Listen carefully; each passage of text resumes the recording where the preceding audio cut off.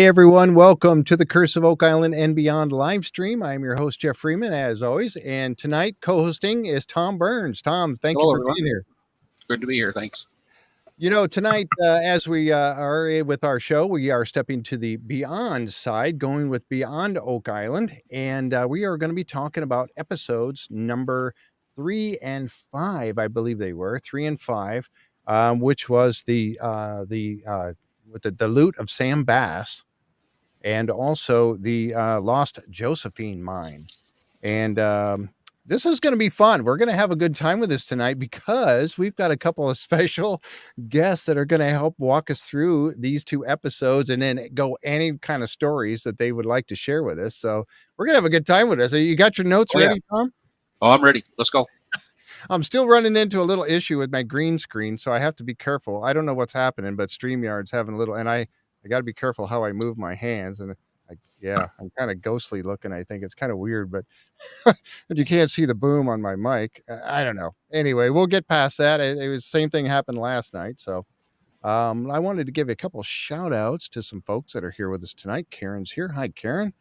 And Linda and Jan, of course, working hard. Of course, Tom's here tonight. He's not having to work the chat as he normally does. So leaving all the work to Linda and to Jan to take care of all that. So thank you guys very much for the hard work you do. We do appreciate it very, very much. Kitty's here. Oh no, that's I got to get rid of that one. That's a bad one. Sorry. Yeah, we got sometimes you see things pop up in the chat that look strange. Please do not click on those things. We get a YouTube being open to the public. Sometimes we get some not so they'll redirect you somewhere else you do not want to go. So please be careful what you click on in there. There's some weird dudes on there. Yeah, exactly. Yeah, and we so we do our best to get rid of those as quickly as we can. Unfortunately, that is the case with being on the public domain like that. Oh, look at it. Guys, Donna's in the chat already talking to everybody. So Dale Carney, there's Alessandra. How you doing? Thank you for being here. Hugh's here again tonight. Darlene. Oh my gosh. Thanks you guys for showing up here. This is really cool. And I'm really excited. And I tell you what, I'm going to get started. I'm going to bring them on. So here we go. Donna, McCauley, and Gypsy Jules. Thank you both for coming on. You're so welcome. It's great to be here. Thanks for having us.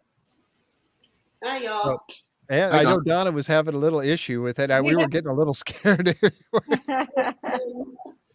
Yeah, we're getting a little worried that you weren't going to make it, but you did. You got in just while the intro was running. So, but again, thank you so much for being here. So honored to have you on the show.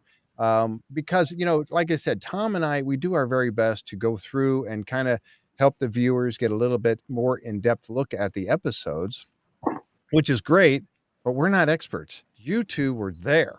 You two experienced this. You got to meet Matty Blake in person, which we haven't done. He's been on the show a few times, but we haven't met him in person. So it's so awesome to have you both here. And again, I'm so honored by your presence here tonight. So we'll go with you guys. I try to keep the shows to 2 hours, but if you get tired after an hour and you're like, okay, rain check, please let me get out of here. No problem. Just let me know and we'll just go like this. Yeah, just go like that. Yeah, point at your watch. I'm like, okay, they got to go.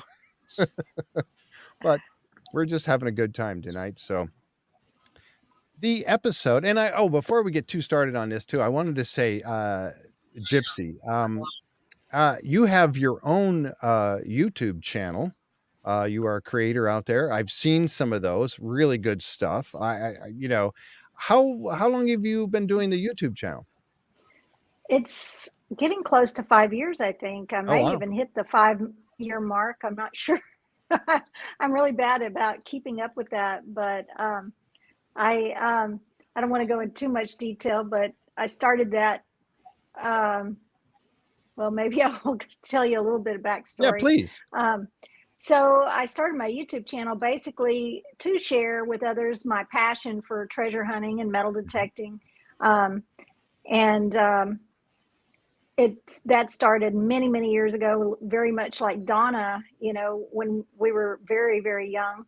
And then I started metal detecting little over 23 years ago. Mm-hmm. And then I ended up with kidney cancer and lost my right kidney. And, when stuff like that happens in your life, you really realize the things that mean so much to you. And you kind of take a look at your life, and then you go, oh, what am I most passionate about? Well, your family always, but at the same time, what would I really like to pursue more than anything? And so I actually just started the channel as to share with others my love and passion for metal detecting, and then I never would have dreamed of it being where it is today, and then getting sponsored by Garrett Metal Detectors, and then leading to being on a TV show. You just never know where life will take you. And then I got the pleasure of meeting Donna through a mutual friend that was telling her about me, and she needed to meet me because she's interested in treasure hunting and metal detecting. And then that's how we met, through a mutual friend. So you just never know where life will lead you. But that's how I started my YouTube channel, Zero Discrimination. Those of you that treasure hunt or metal detect, you probably will know the inside meaning of zero discrimination. If you don't, I'll be happy to explain that later. All right. Yeah, we'll get into that a little later. That's cool. Well, that is really neat. And so, Zero Discrimination, folks, if you want to see the YouTube channel. And I went out and I watched several of your videos, and I got to tell you, they're really awesome. Not only do you show us about, the actual units that you're using, the metal detectors that you're using, but you also have some pretty cool guests on there too. I saw Jace Robinson on there with you, and I'm like, I'm a fan of his, and I'm like, oh, she's out metal detecting with Jace. That's awesome. So, but yeah, folks, you got to check this out. Yeah, I've been lucky enough that since I started my metal detecting channel and being sponsored with Garrett, I've got to travel a lot, and I got to meet Jace a couple of years ago, and it was funny how that happened, but I won't go into that. But I'm trying. Maybe if we have time later. But, we'll definitely jump into that. Donna, and then, let me jump over to. I'm sorry. Go ahead. No problem. I was just going to say I got to meet Dave Canterbury as well and detect with him. And I don't know if y'all know who he is. I've heard the name. I don't know of him that on much. Another TV show. Yeah. All right. Let's hear from Donna. Yeah, Donna. So, how have you been metal detecting a long time too? Probably about 40 years. Wow. Okay. So what got you started? What got me started? Well, my father, he metal detected and went into some of those gold mines in Arizona with planes, and he would go in there and we metal detect around when we was little kids, and we might find a little nugget. We got interested in it, and I just got hooked. I thought I wanted to find the big old pot of gold, and I won't have to work. I'd be so rich. Well, that didn't happen. Maybe one day. Yeah, that's exactly right. Maybe one day. So, when I met Gypsy, I never really had a YouTube channel, and I thought, well, her YouTube channel is so cool, and I thought maybe I might start doing that to show some of my finds, or when I'm out, metal detecting. So I did start one. Of course, it's nothing like hers. She's just like amazing. But I did start a YouTube channel finally. Yeah, what's the name of it? It's Donna McCauley, metal detecting, digging history. Because that's what I'm trying to do, is just dig up history. And all right, it's not so much of getting rich. I wished I could find the big old condo, but I just love history, researching it. Right. And I think that's part of the passion of the whole thing. I know that, it's like, of course, our show, The Curse of Oak Island and Beyond, we really love the Oak Island story, and but not, would we love to, and I've said this, everybody watching has heard me say this 100 times, but, we would love to see them bring up, a vault full of treasure, or the Ark of the Covenant or whatever. Yeah. But to get to the story, the history is fascinating to me. And I know Rick Lagina is very much about that as well. He wants to know the who, what, why, where, and when.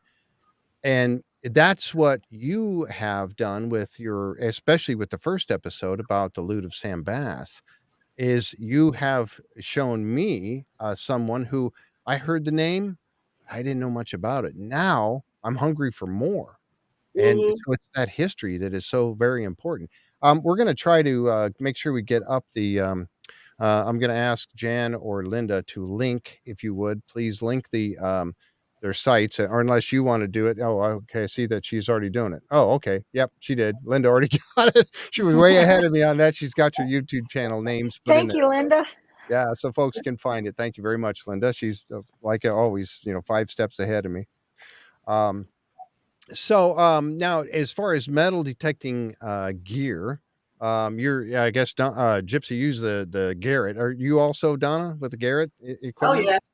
Okay. I used to use an old white, and I had my dad's it's ancient from the 70s. That thing was huge. That's what I got.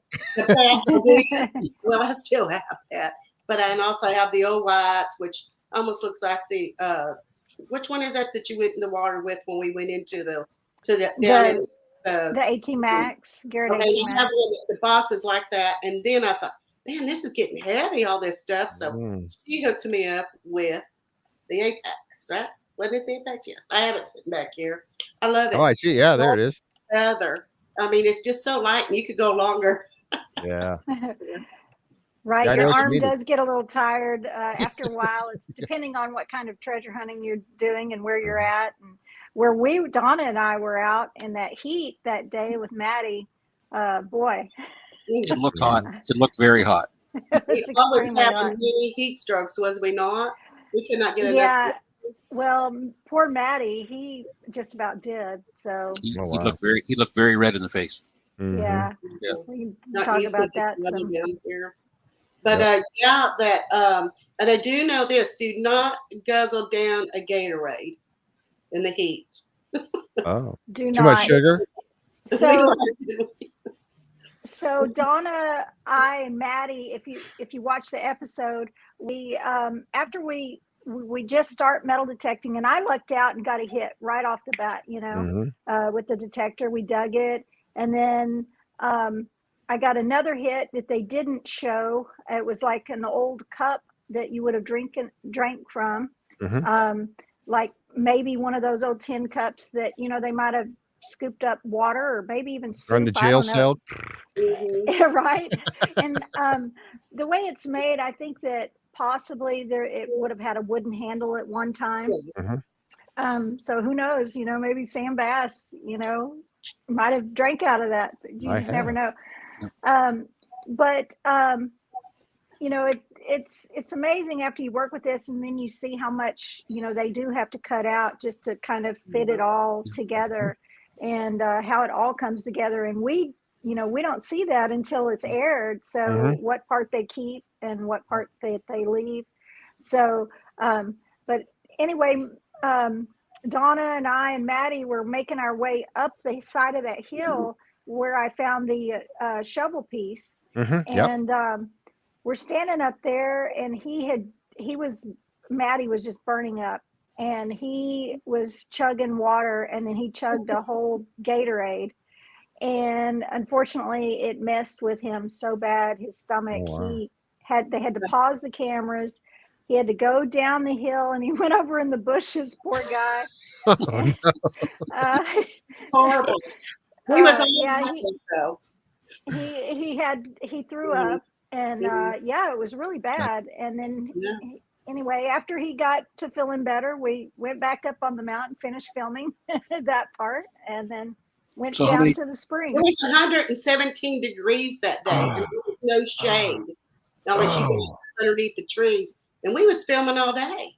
And we were throwing these ice rags, throwing us in cars. I mean, we was literally almost having heat strokes. But I would do it again because it was so fun, hunting.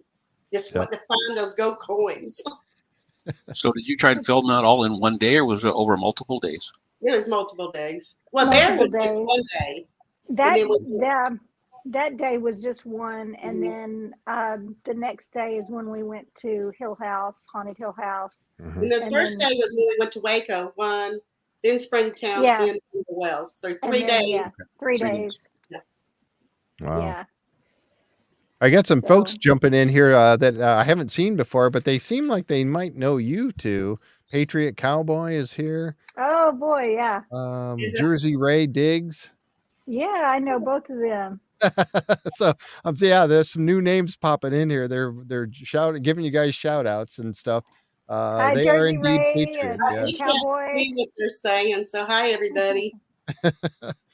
Yep. Definitely don't chug ice water. When overheated, it puts your body into something. I didn't get the rest of it. Yeah. Well, we were all kind of cramping after that for a couple weeks because we got dehydrated, evidently. And then ask me about all the bug bites we got too. Oh man. That. I was the only one. I was the only one that didn't get chiggers. Even the camera guys. Oh really? Yeah, up around the spring, there's tall brush and grass and stuff, and they all got chiggers. And if you've ever had chiggers, it's the worst. Donna, did you get them? Yeah, because they were all texting me, the producers and the cameraman. Did you get bug bites? And I said, well, yeah, I went to Walmart and got all kinds of stuff. I was literally ate up with them, and I even had snake boots on in my, pants and stuff. It was when we was at Mineral Wells is when we had to go in that tall grass, and we were covered. And them guys were laying in that grass, and I thought, no wonder why they're hurting. I was going to ask you about your footwear. That's pretty Yeah, special stuff. We had to because there was copperheads and rattlesnakes.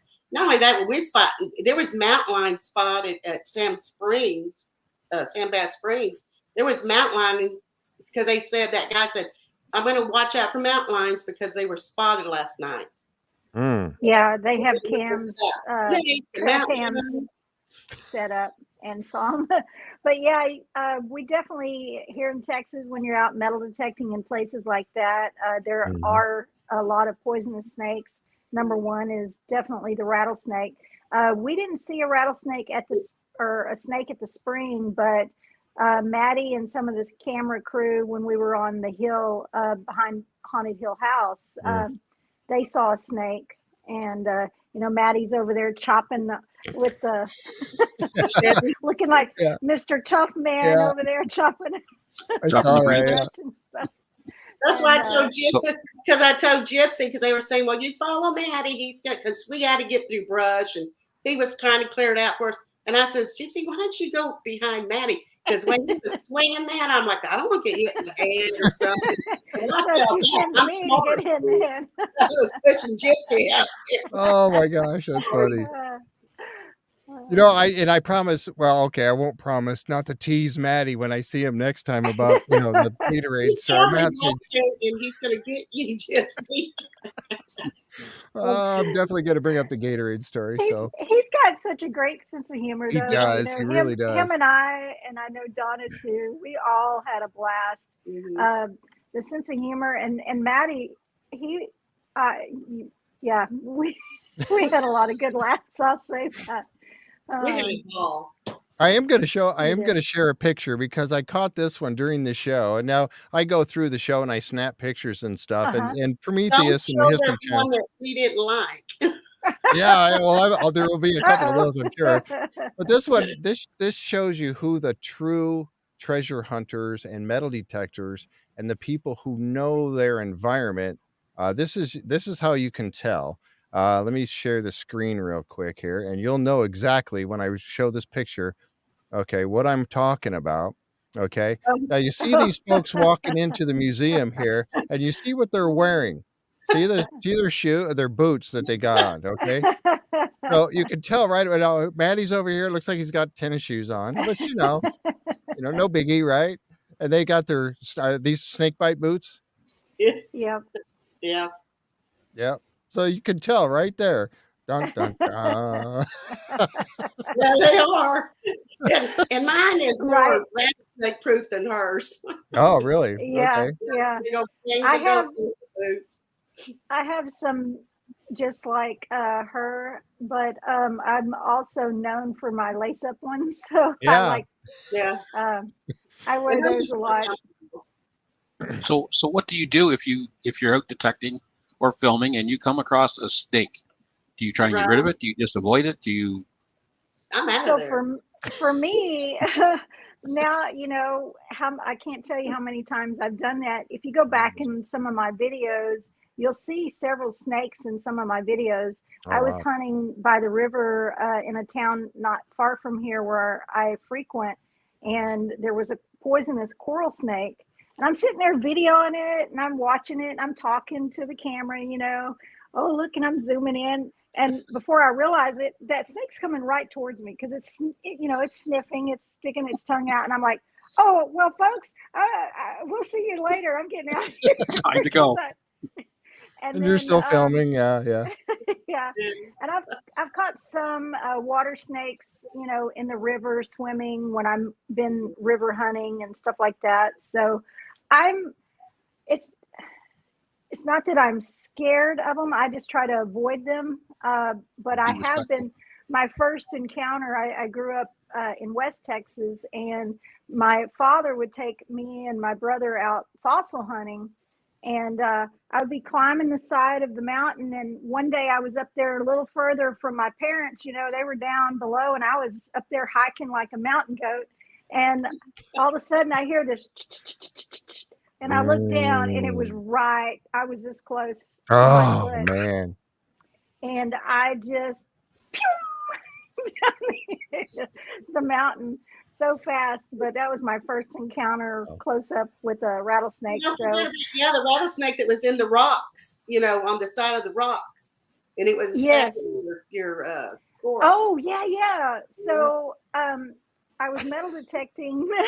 This was a couple summers ago, and there's this rock wall. Well, as a treasure hunter, you pay really close attention to rock walls because someone had to build that, and a lot of times they would hide little caches of treasure. Yep.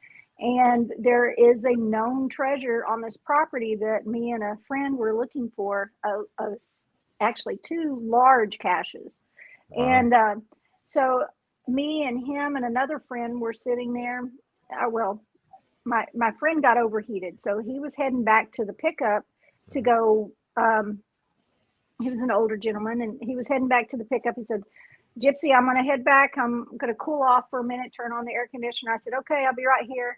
And then my other friend was making sure he made it back to the pickup. And then the next thing you know, I'm swinging my detector up the side of the rock wall. And as I was swinging up, there's a little crack, a little hole where a rock had probably fallen out. And little did I know there was a rattlesnake in there. Oh, my goodness. Jumped out, struck my coil. Well, it startled me, and I let out this shrill, like and my other friend turned around and said, "Did you just see a snake?" And I said, "Yeah, I just attacked my coil." And I just kept on. I just backed away from the wall and kept my cool and metal detected a little bit longer. And then I said, "You know what? My friend is in the car. He's overheating. I'll take that as an omen. The treasure is not meant to be found today." So we left. Well, this is the true picture of us. And I did this to Matty once before when he was out with Christian Roper when they were getting ready to dive into the lake, the Hendricks Lake in Texas. Wow. When he got told about what might be lurking in the water. So, and again, I grabbed another picture. This is when Donna was telling Matty, yeah, there's rattlesnakes and whatnot. Look at the look on his face. Because you remember, now I think they filmed the other show first, but they put ours first, and he almost got bit by that rattlesnake. Oh. You remember that, Gypsy? He was saying. So I think he was telling us about it. Yeah, they actually filmed that episode before ours. Yeah. So the look on his face is priceless. That tells it all.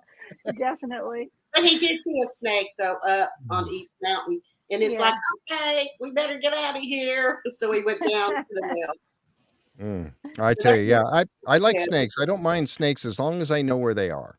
Yeah, they're not on me.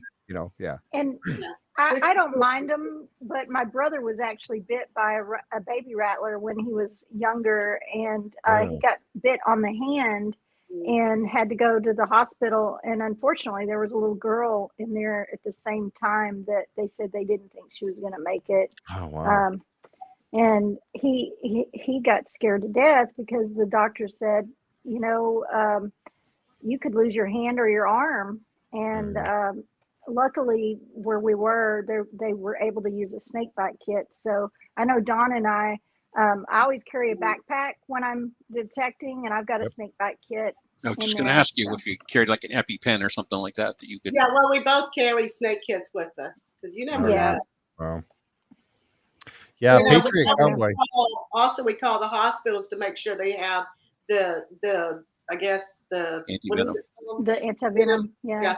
And because we're not gonna go out there in some dangerous spots if they don't have that venom. I'm not going. Right. Man, yeah. So I was just going to bring up Patriot Cowboy. He brought up this question here. He said, "Hi Jeff, ask Gypsy when she jumped down in that well. When the yeah. So and I've actually got a picture of that too. This was out there in that heat you're talking about when you were in the well. Tell us a little bit about. Now this was when you were in what area was this again? Sam Springs, Mineral Wells. Yeah. No, that was Springtown. That's Springtown. Yeah, so we were in Springtown, and that is actually a spring, a natural spring, and we're not really sure. The owner of the property had no clue when he bought the property. He had no clue who built that door over the spring. Oh wow! And my guess is they might have built it to, for the cows, and stuff like that. Yeah, that's what they said. They had to put it over there to keep his cows prior to the owners to falling in. So that's what they say. But anyway, it was pretty scary when I first jumped in there. So I jumped in there, and my foot, I stepped on it was a rock. But at the time, I didn't know it was a rock. And that rock, because you couldn't see, it just totally got all murky once I jumped in. Yep. And when I stepped on it, it rolled over on my foot. And I felt it move and roll over. But at first, I thought it was some creature down in there. Yeah. And so I looked up at Matty and I said, "Oh, my gosh." And he's like, "You ready? Here, I'll help you out. I'll help you out." And I'm like, "Just a minute. Let me see if it moves again." And then I stepped up on it and I realized it's a rock. And so I said, "No, okay, I'm okay." But yeah, that was really scary first jumping in. Gypsy, you let me tell that one issue. You don't say nothing. All right. You can tell him. Yeah, that's that, and I'm assuming when you jumped in there to check that out, that of course, it was checked before you jumped in. I mean, Matty, when he opened it, he was like, "No." Matty was like, "Oh, this looks like a snake den to me." She went in. We didn't check. I mean, she might have put her metal detector in like this a couple of times because we figured if there's a snake in there, it would distract it. But she jumped in without us really looking at it. Well, Matty did knock on the outside. Yeah, he knocked on it like that. Yeah, that's very important to knock. That's going to scare some that'll work. snakes. I'm going to tell you this one. After Gypsy's in there looking in there, and she got that big hit down in there, which we couldn't reach it because there was too much water. Right. When she was coming out, it was me and Matty. Like she was in there anyways, they were filming. Me and Matty saw thousands and thousands of spiders on the side of the wall as you're going in on the right. She didn't see them yet. And we're like, okay, me and Matty said, because they didn't have us on, because they cut your mic, And you know what? They didn't tell me either. Neither one of us said, "Don't say nothing to Gypsy. Just let her finish, her filming there." And then as soon as she turned around to come out, we said, "Oh, did you see all them millions of spiders on the side of the wall?" Boy, she was out like that. Well, but we kept your mouth quiet, and we're sorry. Yeah. Sure. No, you're not. No, you're not. Really sorry. No, we're not. But yeah, so as I was about to climb out, and Matty's reaching in, and I had happened to look over there, and I saw that wall covered in those spiders, and I was like, I just telling them, and they're like, "Oh, wow, okay, well, we're just I didn't know till the other day when Donna and I were talking on the phone that they had already seen those spiders." And but we kept quiet because we had to film. So, if you see a snake there, you're still going to have to film. But they filmed that. They got the camera in there and looked and filmed all those spiders. And it was not on the episode. They put the camera down in there, but they didn't include it. But that was... The show must go on, right? Oh, yeah. It must go on.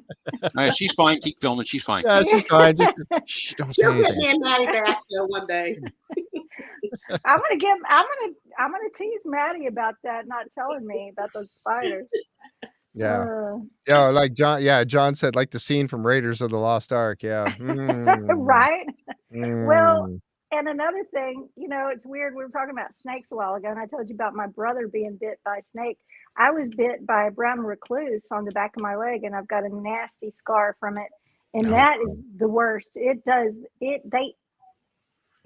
eats the flesh. And there was an actual hole in my leg for quite some time until it finally grew over. That's not fun. So it's not that I'm scared of spiders. I kind of feel about them the way I do snakes. You keep your distance. That's about it. Yeah, like Jan says, is that floor moving down there? No, the floor's not moving. It's not moving. Oh my goodness! That show with the Temple of Doom, where he reaches his hand to in there, and there's all those bugs. Now I can look at them, but I can't. I couldn't do that. No, falling on me, no way. Yeah, no, I can't either. You know what? Let's take a jump over to the beginning. I'd like to get a little now. Sam Bass. Now we know that you guys have researched this a lot, and Sam Bass was an interesting character. I read, watching the show, and of course, and I know that Tom has done some research on him, as he mentioned earlier in the pre-show. But it talked about him coming from Indiana, and he went to Texas. He was about 18 years old. Kind of take us through. You guys can share this back and forth if you want. Kind of take us through a little bit of Sam Bass and how he became like the outlaw that he did, I guess. Well, after he come to Denton. Well, first he stopped over in Michigan, come through because he did some meal work. Then he come to Denton. He worked for a sheriff for a while. Then he raced that horse. I think, wasn't it? What was it? What was the name of that horse? Mare? Oh my gosh, I don't remember now. Anyway, so he raced that. He went to San Antonio. He raced over there. He got bored with it, so him and Colin said, "Let's go herd some cattle up to South Dakota." That's where they were going, over there at Deadwood. So they went over there, but they got drunk and spent all their money on them ladies of the evenings, I guess. So they're like, what are we going to do? Because they were having to bring that money back to all the, the cattlemen, that had faith in them taking it. And so they decided to rob. Well, they did rob a few, stagecoaches and stuff. Then they got to that big spring, Nebraska, and that's where they robbed that. And then from there, I said they had a shootout, killed a lot of them. Those two come back, Collins and Sam Bass comes back here, and then they robbed 3 over there between. One Allen was a big hit, and that's some of the gold we're looking for, that one from the Allen train robbery, because supposedly he hit it. It wasn't so much of the Nebraska one that we're looking for, because I figure they probably either got that spent or they had to hightail it. It's maybe still up there. And then there was 2 others from Sherman to Fort Worth. Then from Weatherford, kind of where I live, they were robbing stagecoaches, and they would still go pocket watches. And I think today they'd be worth $3,000 if you find any. And then, of course, people's money. And that's what we're looking for, because he stayed where I'm at in this area, in this county. He hung out a lot here. I have some friends that had their ancestors. He would go into their house to eat, and he would leave a $20 gold piece underneath the plate. Oh, wow. And he was very polite. And to this day, I never did find him killing anybody. He would give money. There was a lot that he would give money to people. In fact, not mine, but my husband's cousins, they're looking right now for 2 gold $20 pieces, because he hung out with his great-greats and played cards and stuff after he was robbing stuff, and gave them some of those $20 gold pieces, which I just found that out I guess because they were so old, they just remembered after seeing our episode. So they're in search for those. So hopefully they'll sell them to me, or at least give me one. Wow. So yeah, so then I guess it was the $20 gold pieces that you're talking about were the ones that he got from the train, right? The train robbery they did, yeah. And they had so I think it was like 60,000 plus at that time. 60,000 in gold coins and about 200 and some pounds. So my thing was, if they were all the way up in Nebraska and they're going down to Denton, Texas, that's 750 or 800 miles. That's a long way to haul 200 pounds. That is a long way. And they definitely divided amongst each other. So I would imagine each one of them were holding a nice sized bag or something of gold. But it's also known that he would also have stashes different places, and he would go back and add and take from.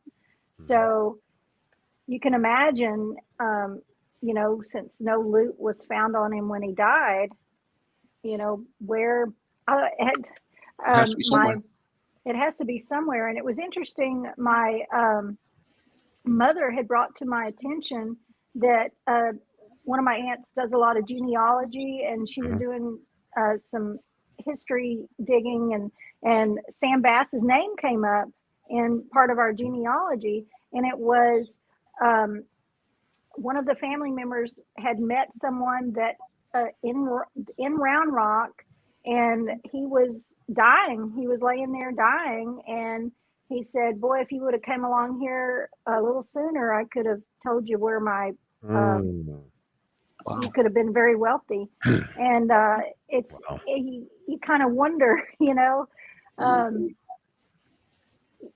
that he still had some. I mean, he's talking about it. This is in one of the first-hand account of, second-hand, I guess, account of someone actually seeing him while he was laying there bleeding to death. Oh, wow. So but when I researched some old newspapers, that's Big Spring, Nebraska robbery, when they were having that big shootout and killing them, except for Sam in Collins, they did recover some of that off of those guys that they killed. So they were carrying it, but the others they got a wagon because it was so heavy, and they come back on a wagon because it was just too heavy to ride that far with that weight on their horses. So they did come over here to Denton on a wagon. That's what the old newspaper articles said. So Frank Jackson, what do you think happened to him? Yeah, I was curious about that. After my research, I think, and this is some ancestors said that back then, that he went to New Mexico and had a big ranch. But I still cannot, 100% say that's right. That is just what the oral history is. And I really don't go with oral history. No, because you often wonder if they knew each other's stash location or not. But the day he was filming, who was that? Was that Arkansas Johnson Gypsy? We was filming to the day of 165 years of the day of Arkansas Johnson getting killed. That gave me all the chills. camera people were like, well, "This is weird," or freaking out. Wow. Yeah, that was awesome though, and we are going back there, and we'll hopefully Gypsy is going to YouTube that to show that. Oh, that'd be nice. That'd be great. Yeah, I would love to see that. I'm really intrigued by this because, like I said, you've taken us into the whole Sam Bass story. And like I mentioned earlier, I had heard of him, but I didn't know anything about the story. And we know sometimes, we've found from Oak Island and some of the other shows that sometimes the narration that we get is not actually the full story, or, it's kind of embellished maybe a little bit. But so that's why it's important to have, you two on here, because, that we know that you've researched this whole thing. And like Tom said, we're really interested in what happened to Jackson. I was also, and I had asked Tom about Murphy, because Murphy, according to the narration, he was, he didn't ride in with him, or he went to the like a store or something. He went to a general store. Yeah. Yeah. Well, yeah, and that's interesting because I live right now, currently, before I moved, I live in Round Rock, and that's where he was shot. Oh, wow. And you can go down to and see that whole area. They've got some of the buildings still standing and stuff where he was shot. But what Now he's actually buried, supposedly buried. We got some speculation on that too. Donna and I do. But I don't his body, yeah, That's on his Jim Murphy. body. Oh, No, on you're Jim. talking about Sam Bass. Oh, you're Sam talking about Bass. Bass. Okay. Oh, okay. Yeah, Bass is actually his gravestone is in Round Rock, and wow. Years ago, before I met Donna, you know, upon moving to Round Rock, I was curious. You know, there's roads named after him, Sam Bass. There's roads named after, you know, the famous Texas Ranger that shot him. Right. Grimes. And Grimes. And you know, I was curious. I was talking to another metal detectors friend that tags along with me sometimes on some of my adventures, and we got to talking, and she was like, "Hey, have you ever been to the gravesite?" And I'm like, "No." So we ended up going there, and we ended up filming a YouTube video about the history there at his stone. And yeah, Donna can tell you a little bit about. Well, or do you remember a little bit about? They replaced that stone twice because people would come and get souvenirs, chip it off as original stone, and then they replaced it. But I don't think he's buried there myself, because his brother was 15 and come from Michigan, because you got to remember his parents died. He had what I think 7 siblings or something, so they went to his mother's brother and lived with them, and it was 13, I guess, a few weeks or months before he turned 13 is, you know, when he didn't have no more parents. So he went to live with his uncle. But his brother was 15, and they found him in a hotel at Round Rock to come to get his brother, Sam Bass, to take him back to the family farm. And supposedly he was on the train, and that was all that was cut off after that. It was something about a newspaper, and I can't find the rest of it. I don't know if they just didn't scan it in, you know, so I'm having to really research it. I really don't think he's buried there. Maybe he is, because why would his brother come to get his body to take him back to the farm, you know, back home? Makes sense now. Now, what about Jim Murphy? What do you think happened to him? No, but really don't know. Yeah, because he obviously spilled the beans and told the Rangers where to to ambush Sam Bass and Collins, right, and Jackson, and so because of that, I was wondering, did they grant him freedom? Did they wash away his? Oh, I'm sure they did.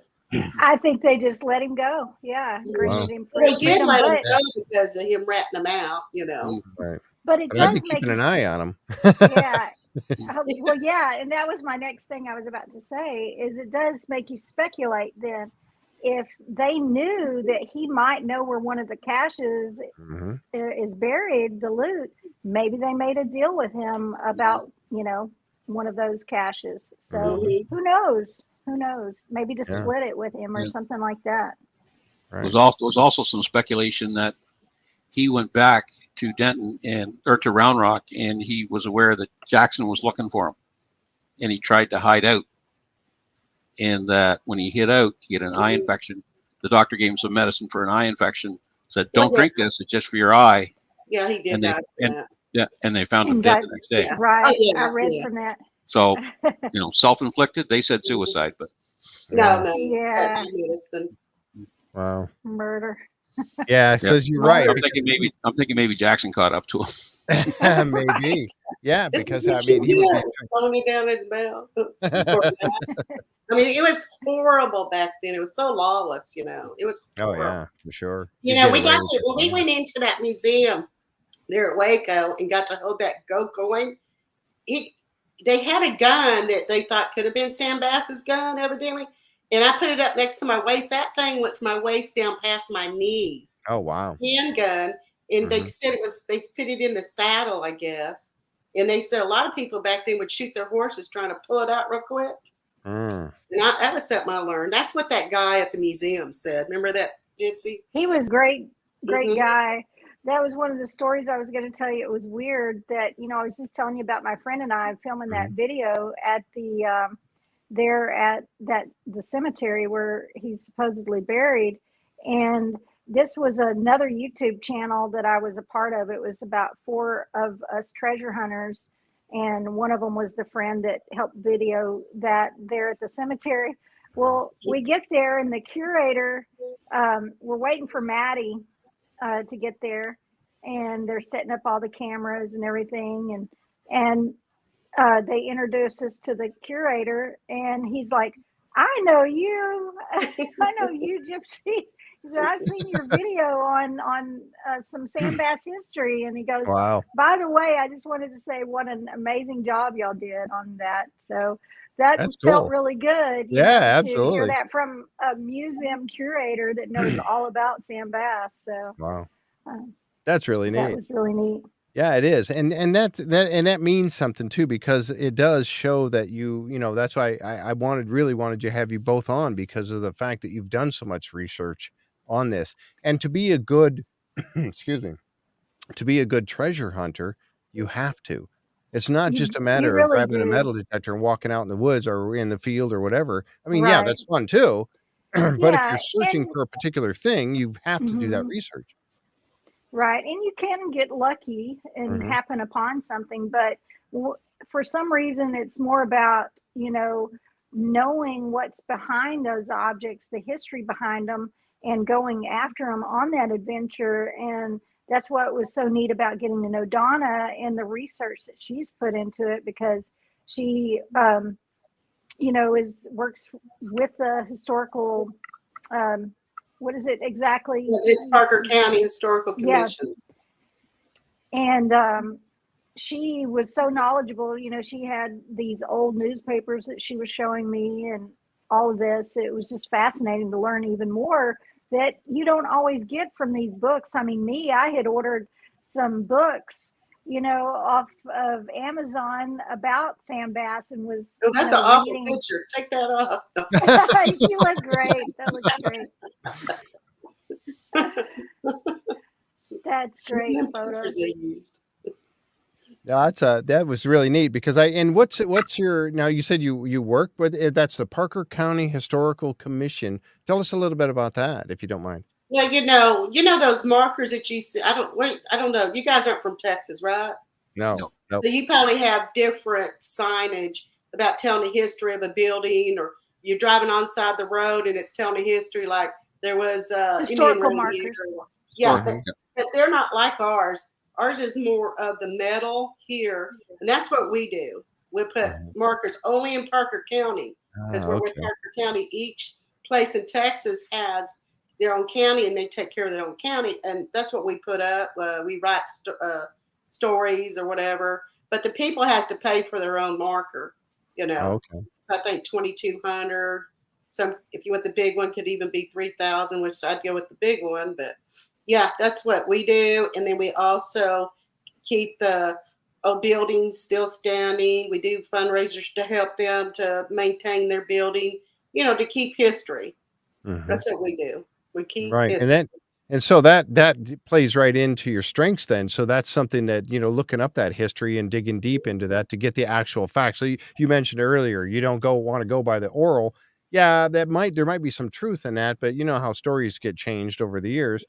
So that it plays to your strengths, that you're into that researching. That's and there's an art to that. There truly is. I mean, I have to that's one of the fortunate things that I get to do on this show, is that we've had many researchers on, very, very good ones, and some of them are in the audience tonight watching, that it becomes natural to them. They know where to dig. They dig and dig and dig, and they get all that research. I like to do it, but I'm not as good at it, and I don't know why. It's just, I don't know. It's that detective part of you, I guess, that wants to ferret out the truth on everything. Right. So that's really neat. Weeks and weeks, and I spent years researching this about sand bass. It wasn't just something that just was overnight. And that's the reason I contacted these people, and they're like, "Well, no one's that they know of has never metal detected over there." So we thought, well, we sure. And you know what? Me and Gypsy's going back in March. And they really want us to come back. So we're going back over there and try to get back into the whatever that thing with the door. She's going to go back in there. Hopefully it's dried out. And we're going to go to 2 more spots where Arkansas Johnson got killed at. Because I'm thinking if they had that big shootout, Sam Bass and Collins and Murphy, all them took off, and they did kill Arkansas Johnson. And we're thinking if they was just sitting there giving their horses rest, maybe their goat's still right there, their coins. So we are going back there, and we got permission. So me and Gypsy's going to go there and try to get some middling technique down there. But we are going back to the other two places we was at to finish. So I was going to ask you, how many investigations do you have on the go at any one time, and how do you decide which one you're going to laser focus on? I got a lot of it on my plate. Yeah, me too. Sometimes it really, where you hone in on that, where you want to razor focus on, really depends on the open permission. If you've got a permission and it's open for you to hunt and you've got the time to put into it, those are the ones that I usually, and I'm speaking for myself, and I'm sure Donna feels this way as well. Those are the ones you want to super focus on, because that's your chances. It increases your chances, of course, finding it. But at the same time, being that I have a YouTube channel, and, like Donna is also, works with the public, and his people come to us all the time. And ever since this show aired, and also the episode 5, I talked to 3 different people today with different stories, and one was from the last episode that aired, not the one that I was in.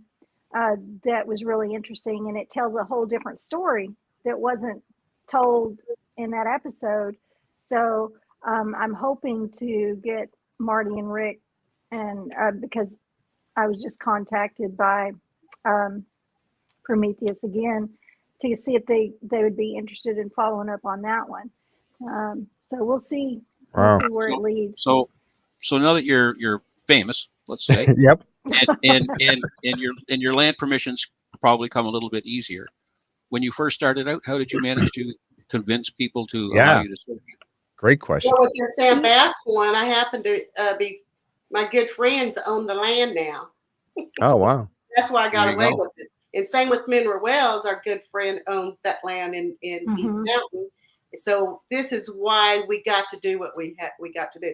Now, my friend doesn't own across the street where the Springs was, but he's a really nice guy, and he's good friends with our friend. So we got away with that. But this is the one, I don't know if you can see it. This is the one after I get through with Sam Bass, if I can find some coins. This is my next adventure. I don't know if you could see it. Santa Ana's Gold? Yeah. Santa Ana. Yeah, it's Santa Ana's Gold in this sealed mine. Ooh, wow. And that happens to be in Parker County. And this guy, this is from, this was wrote in 1905, I think. Well, it's an old newspaper, 1915. They sealed it up, and Santa Ana they did dig up, because the last descendant, I did an interview with him. He come down from Louisville, and I did an interview with him, and he took me out there and showed me where the 3 shafts was, to where we could get in. 2 of them we can't, because the house is sitting on one. The other one asphalt is, but the other one we can, because there's just like little gravel over it. But I'm trying to convince the city to, hey, I want to get down in there. But I think that'd make a really great episode, because there's a big chamber under there in 3 miles of tunnel. Wow. And but Santa Ana planted, what is that, gunpowder everywhere. And he did say that they found 3 big containers of that, and they left it in the ground. So that's going to be very dangerous. That would be dangerous, but we're still going to do it. I mean, we'll just stay away from the barrel. She's going to send me first. That's yeah. Oh, man. If it's clear. But there's a big chamber in there, because, and I'm in the process of writing that book about that, in finishing the true stuff about Sam Bass of the newspaper articles. So, from when he was born all the way till the day he died, everywhere he went. Because he wasn't just up where we was at. He was over here in Strong, Graham. That's where he left those quarters, or those $20 gold pieces at. He also left $10 gold pieces over there too. Because he did rob, I think that Allen train had the $10 gold pieces that they were sending them coming back from what? Was it New Orleans going back to Denver? The Denver. Yeah, because they I think they missed stamped it or something. They admit, yeah, it was. They were sending them back to be to be redone. Restamped. Those are the $10 gold pieces, which that is a lot of coins that nobody's seen but just a few. Wow. That's the one I'm after. You think he left the gunpowder in the chamber? No, this is the Santa Ana. Oh, okay. One. But Santa Ana, he was the one that they there's gold and silver down in those. And right here's the old newspapers in the grandson, which he was real old in his 90s. It was the great grandson that was telling me that story, and that's how he gave me that. And then he took me over there to show me where the areas are. So I figured we could go open one up. Then I'm going to send Gypsy down in there, make sure it's clear. And be very careful. Be very careful when you're swinging that detector around. Yeah, for sure. Don't create any sparks anywhere. Well, I know where the 3 gunpowder barrels are, so we won't hit those. Oh, okay. Yeah, we'll stay away from those. But I sure like to get them to dig those up, do something with them, because I think that could be dangerous. Oh, but yeah. I guess they know now. Yeah, but Gypsy, you're still going first. I guess so. I be seeing her first on everything when we out doing stuff. So if it's a snake or something, it's gonna get her, and then I'm good. No, I'd saved her. I would save her. Yep. Wow. If Matty's with it, we'll send him next. Yeah, send Matty first. Yeah, for sure. Yeah. Yeah, Matty's with us. He'll go first. Then I'll send Gypsy, and I'll go last. That's hilarious. Yeah, well, and that was the thing when you went to the Lost Josephine Mine, and I hadn't heard that about Matty, that he was claustrophobic, and of course they talked about it right at the beginning of the show. I think one of the gentlemen that they were speaking with had mentioned that to him. Hope you're not claustrophobic, and he's got his head down going, "Oh, I am, I so am." And I've been into I like to go hunking, and so I was telling Tom about some of the adventures that I've on some of the caves that I've actually went into, not searching for gold or treasure of any type, just going into these old caves, mammoth caves, and all that kind of stuff. Really, really enjoy it. But yeah, if you're claustrophobic, I mean, there's places where I was in spaces that were like 1.5 feet high. If you're claustrophobic, you're going to panic. You're absolutely going to panic down there. Yeah. And there was so much that, did get cut out of that because, again, you have to condense it down. Mm-hmm. And there was a whole scene there where Matty and I we're driving up to the mine and we're in the vehicle, and they only show like a little bitty clip of that conversation, but we were talking about the Josephine Mine, and that there was actually many mines named after Queen Josephine. Really? So yes, because what would happen is this any mine that at that time where she was in reign would get named. She would claim that, and it would be stamped. Okay. Josephine Mine. So there was actually more than one, but. And we had this whole discussion about that, but part of that discussion was him and his fear, because I don't like heights, and that's my weakness. Yeah, you said that on the show. Yeah, I don't like heights, and he doesn't like he's claustrophobic. Under the ground. Yeah, and so we had made a pact, that I've got your back, you've got my back, and on the way over there. That's funny. But yeah, that was scary. Going down there, I wasn't even thinking, because, they had us strapped in, they had that crane, we had that, harness on. Mm-hmm. And, I'm thinking, oh, there's a ladder that goes down there, I'll be fine. But then when you start going down and you're like, I can't even see the bottom. Yeah. And you can only see the wall there, past the ladder is shaking like this. Even though it's a metal one and it's shaking like that, it was scary. Mm-hmm. And it's going straight. That ladder's going straight down too. There's no tilt. Yeah, and it's going straight, no tilt. And I'm thinking, if I, the moisture and stuff as you go further, you could slip your foot and you could slide. And so that having that harness and that thing gave me a little bit of, comfort there. Yep. But it was more the coming back out Really? of the whole thing that was rough on everybody, because when we were down there, we were filming about 4.5 hours in the cold. I didn't drink any water down there because here I am with all these men. I'm the only woman there. Oh, I don't yeah. want to have to go to the bathroom. Oh, yeah. So That's something you didn't got- think about. Yeah, we you didn't think don't about think that. about that. Yeah, nobody's gonna think about that. And so I'm sitting there. Yeah, these men nope. I don't think anybody went to the bathroom. If they did, they must have snuck off somewhere around. But once you got through that wormhole, we were all in that one chamber together. Wow. And so it wasn't that big. And I did metal detect down there. Didn't get any hits. I was hoping there was another chamber. If we would have, instead of going down the wormhole that was to the left, if we would have went to it, I had heard that there was a chamber where there was some old Spanish smoldering stuff there and tools that was left in front of that opening there. And something that didn't make it because, number one, it wasn't found by anyone on this adventure, but where those tools were left, there was a Roman coin found. Really? Wow. Now, this was many years ago, but for me and Terry, Terry and I are intrigued by, how should I say it? Misplaced archaeology, if you will. So long story short there, I found a Roman coin myself in Florida. So you can catch my drift what I'm trying to say there. Why is it doesn't this here? match up with our history books. Well, and then you can speculate all day. You can say, well, that Roman coin could have gotten pushed out there from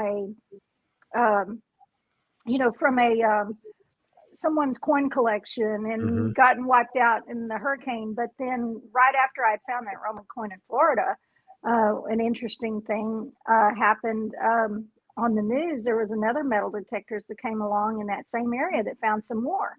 Then I was talking to another treasure hunter, local friend from that area, and he was talking to another treasure hunter that claimed that he had found the old clay vessels full of Roman coins.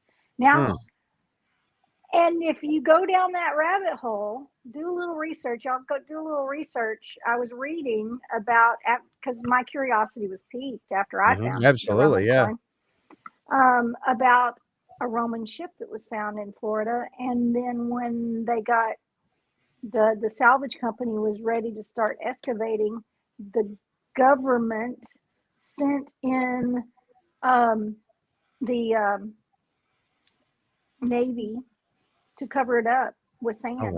And they came back to go excavate. And I've heard this besides this, I heard this story from someone else as well that had very good knowledge on it. So that's just a whole nother story. But back to the Roman coin, how did that Roman coin get in there?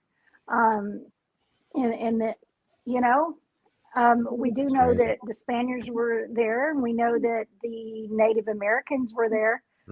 But another interesting thing there, I live in Round Rock, and when I was doing this research about you would not believe how many Roman coins are found. There was actually 2 Roman coins found right up the road from me in Indian Native American mound, a burial mound. So these are things that you'll never read about in the history books, period. So that's a whole nother wormhole. So, oh my goodness. That's fascinating stuff though, because, like you said about that ship down there, I mean, we've got Rob Westrick. He was with the 1715 fleet. He's actually in I don't know if he's still here, but he was. He popped on a little bit ago and said hi. I wonder what he knows. I'm going to have to ask him about that and see if he knows about that or has heard about anything, it, because that's fascinating. it was fascinating. So I was really wanting to go metal detect that chamber, and I heard that chamber was a lot larger, but time constraints, we were only down there with the camera crew, and we had to get the camera equipment down through this wormhole. So what I was saying is the worst part of the whole thing was after we'd been down there for 4-something hours, and we're starting to get cold, and you can see our breath. Oh yeah, you can see it on the show. Yeah, I saw that on there. Yep. Yeah, and I have on layers, and we've got our little jackets on as well. Well, going back up through the wormhole, that was the toughest part for me. So what I ended up going first. I went first to get back up to the wormhole. Well, anyway, you lay on your back. So I had to lay on my back, and because you can't crawl, there's no crawling. And so there would be no way to go forward and slither up. So you have to lay on your back, and then you have to push your way back up through there with your feet. Wow. So you're taking a footing on a rock and pushing your way and worming your way back out. And you don't see anything. And then if you lift your head, you're hitting it above you because the passageway is not big at all. So that was tough. And one of the cameramen on the way back through there had a panic attack going back up through the wormhole. And of all things, he was one of the ones that they were passing, you pass through. We were all passing as one would go up. We would hand equipment and the camera, all that gear back up through there, backpacks, the metal detector, shovel. And once we would get to the other side and they would push that stuff up. And so the little meter, there was 2 meters, with the gas meters, detecting gas detection the gas. Yeah. And one of the meters, as that guy that was starting to panic, it went off right at his ear. Oh, so no. That made it worse. So I wonder what it was detecting. Yeah. I think that he bumped it actually trying to go. I was going to say if it was picking up, his breath, because he was, if you're panic attack, you might be hyperventilating and could have been. Wow. But yeah, it was really crazy. There's so much of that you don't see in the episode because you can only get from so many angles with the camera and stuff. There's a person that has said something, Ryan Moreau. Moreau. Do you know? I don't know if you know him. He said something about the Dusty Rhodes found that Roman coin. He was the original discoverer of the Josephine Mine. Him and Steve Schaefer also. The coin was found in the workings of the Josephine, which the buried entrance isn't far from the glory hole. I mean, the cave. Interesting. Wow. Yeah. Things you can learn by some of the people in the chat, might know some of this stuff. Then again, it's little tidbits of information can always help. So you mentioned there was more than one Josephine mine. So, are you pretty convinced that the one you were in is definitely one of them that was named? I mean, everybody that was there, all these guys that were telling you about this stuff. I mean, you're pretty confident that was there one was of too them? much evidence, and then I read the waybill and all that. Did a lot of research along with it, especially with Terry. Now, Terry, I trust him because that guy, oh my gosh.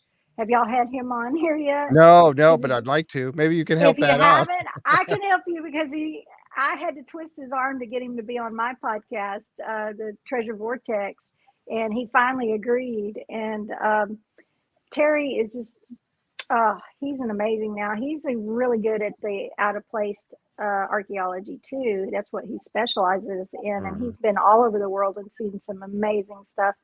So yeah, if you need help, and then I'd be willing to be on with him too because he's just That'd be great. He is an amazing guy. Donna, you got to meet him sometime. Yeah, because he sent us a Sam Bass map over in Cedar Hill. So there was a guy, when I posted that, the guy lives at Cedar Hill, says, I think I know where that is, but it's all grown up. So we are going to go over there just to follow up on Terry's map that somebody gave to him years ago, but he's got too much on his plate. Sometimes if we get too much on our plate, we'll give one of our, like if I have too much, I'll give it to Gypsy, or give it to Terry, or, we just kind of help each other out. Have you been in any of those mines, Donna? Protecting friendship. Have you been in any of those mines like that, Donna? No, not in those. I've only been in some mines in Arizona with my father when I was young because they had claims. My brother's got a claim on a couple of them. And we would go in there when I got older. And we would have to carry, my dad would carry a bird in there when we was kids. I remember that. You know, because I guess the bird didn't get out. That was their detection meter right there. H2S monitors and back at, well, I don't want to say when because then you guys will, I'll be giving my age because I am quite a bit older than Gypsy. I'll just say that. But yeah, those are really interesting. We was at playing, one of my good friends was running around in the 70s and we was at the Superstition Mountains in Arizona. We went in some caves and we found a skeleton, a whole big skeleton. It was bigger than us, taller. So we figured it had been dog. We got out of there and we did tell our parents. And then, of course, they called the authorities. They went in there. That skeleton was laying in there for no telling how long. Oh, wow. But we was looking for, you know, the lost gold, you know. And we kind of know where that is, which next time I go to Arizona, I'm going to get down there by the Arcadia River and to see if any of it's washed down into that. Mm-hmm. Yeah, I've been in mines, but that one that they went into was, I think, by watching the TV show, was a little dangerous because you saw where there was a cave in before you get to the door. What if those rocks would have caved in on them? I wouldn't have done it, and I told them I wouldn't get in it.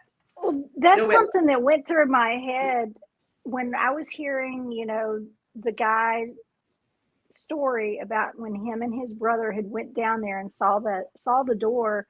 And there was a lot more detailed story to that, you know, didn't make it. But it was just fascinating hearing him tell that story. And there were so many thoughts running through my head, although I'm just sitting there nodding. You know? But, yeah. And what I was thinking is, you know, what if we do find that door? What if the door's there? Or, you know, what if there is a booby trap, or what if we try to get in and it caves in? You know, there's so many things. And then lo and behold, we go down there. And if we were indeed in the right area, it was already caved in. Yep. So it's very dangerous. Yeah. And you can see how dangerous it was because it was caved in. And the whole time I knew what Gypsy was doing, you know, dear, because we're good friends.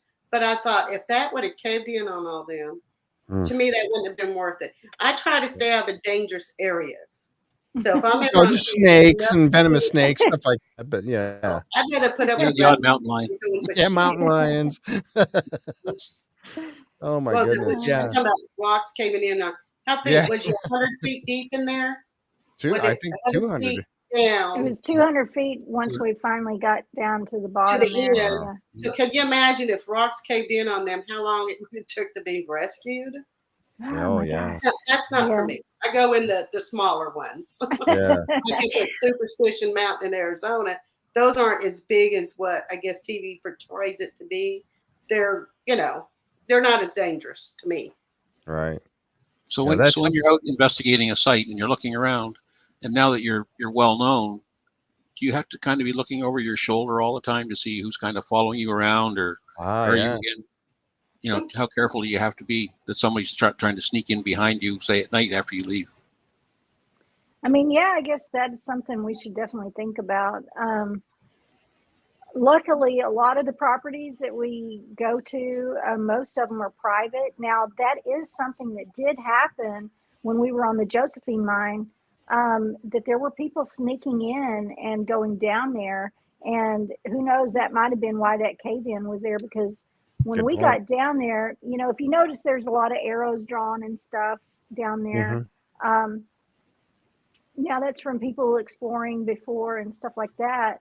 But the interesting thing that I found, once we got to that area, it did look like someone had been trying to dig. I don't know how long ago. Oh, wow. Like maybe around that cave-in. I don't know. You couldn't tell it, of course, in the show, right? Because it's so dark, and you know you have to shine a camera just right with lights. And we didn't bring it up. But anyway, they ended up, if you notice, they have the door open to the mine where we were when we go down in there. But apparently before Quinn, he was telling us that there were people breaking in and going down there without permission. And so they ended up having to put this big door on there with a lock on there to help keep people out. So, you know, it's sad that people, you know, trespass, you know, me in the past and now especially, you always have to be careful and cautious about getting permission of wherever you're going. It's very, very important. You sure don't want to get shot. Yeah, And, for sure. Yes. But it's so important because these days, I mean, people will shoot you for anything or they'll sue you for anything. So just I would always make sure, and I think that helps a lot. Unless you're in some public, I don't think area where anybody could follow you. Most of the time you're on private property. So you don't have like that the areas problem we're as much. going to a lot in Gypsy down here, we don't have to worry about that here. You start going up in Utah, I wouldn't worry about these areas because you got Skinwalker Ranch and Blind Frog Ranch. They always have problems. This picture behind me is Skinwalker Ranch, actually. Is it really? Yeah. Wow. Yeah, I had some friends that lived over there next door to Skinwalker Ranch. Boy, the stories they told me up the saw in the skies. Wow. That there's some weird stuff over there. I won't get into that. Yeah, that's one of the shows that we do. That's one of the shows that we do. We covered that last season. We covered the Secret of Skinwalker Ranch, and we're going to do it again this season. Just because you're right, there's some really weird stuff happening over there, and I hope they get some answers on that. But that's for another show. But yeah, that's what this background picture is, Skinwalker Ranch. Actually, I thought I recognized it, and that's why I just thought of it. Because I'm looking at that background, I thought that looks like Skinwalker. Well, you had mentioned that was one of the things that was mentioned with the going into for the Lost Josephine Mine was talking about Utah and the Uintah, the Uintah Basin, that area. And I thought, oh man, I know where that is. I've not been there myself, but I know where that is because of doing that show. And so that's what piqued my interest on that.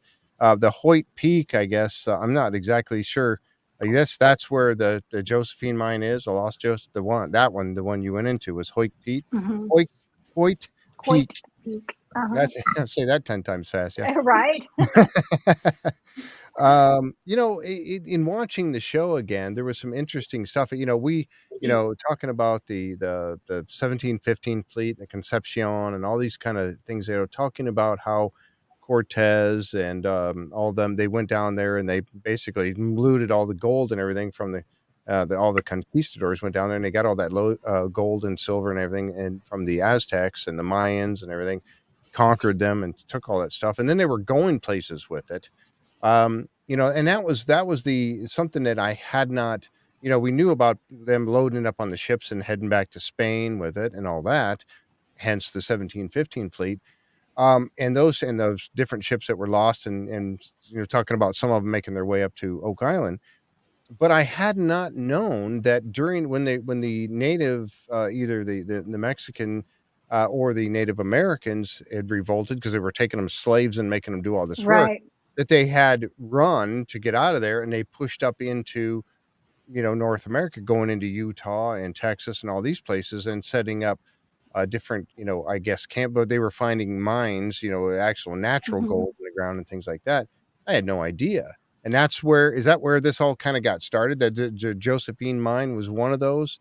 Is there many others that you found in that area that are, there was a picture they showed, and I was going to bring it up here real quick.